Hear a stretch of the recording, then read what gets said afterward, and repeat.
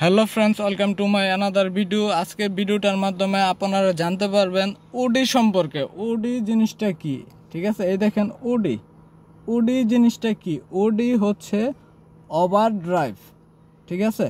এই হচ্ছে ফুল মিনিংটা, এরকম হয় আর কি ওডি। আর ওডি কখন, এখন কিন্তু অফ আছে, কখন এটা অন করবেন আবার কখন এটা অফ করবেন, এই সম্পর্কে আমি এখন বিস্তারিত আপনাদেরকে জানিয়ে দিব। প্লিজ সবাই আমার ভিডিওটা সম্পূর্ণ দেখেন। আরেকটা রিকোয়েস্ট, প্লিজ আমার চ্যানেলটা যারা যারা নতুন, আমার চ্যানেলটা একটু সাবস্ক্রাইব করে রাখবেন, একটা লাইক করবেন, একটা গঠনমূলক কমেন্ট করবেন, আর একটা শেয়ার করবেন, কারণ ভিডিওগুলো কিন্তু আপনাদের জন্যই তৈরি করা হয়ে থাকে।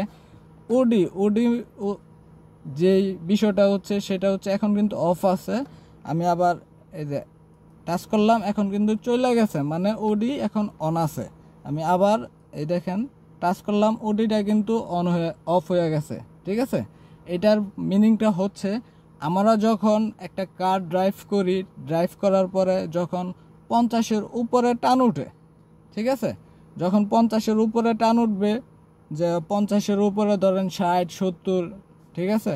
যখন 50-এর উপরে টান উঠবে তখনই আমরা এই ওডিটা অন করে দেব, ঠিক আছে?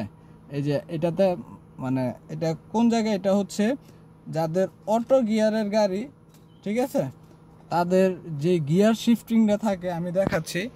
এই হচ্ছে গিয়ার শিফটিং, ঠিক আছে? এটার মধ্যে দেখেন এই যে একটা অপশন আছে, বাটন আছে, দেখা যাচ্ছে কিনা দেখেন। এই যে একটা বাটন আছে ছোট, ঠিক আছে? এই বাটনটায় যখন আমি ক্লিক করব তখন দেখেন এই যে এটা কিন্তু অন হয়ে গেছে। যখন আবার অফ করব তখন কিন্তু অফ হয়ে গেছে। এই জায়গায় লাইটটা জ্বলে গেছে, তার মানে এখন ওডিটা অফ আছে।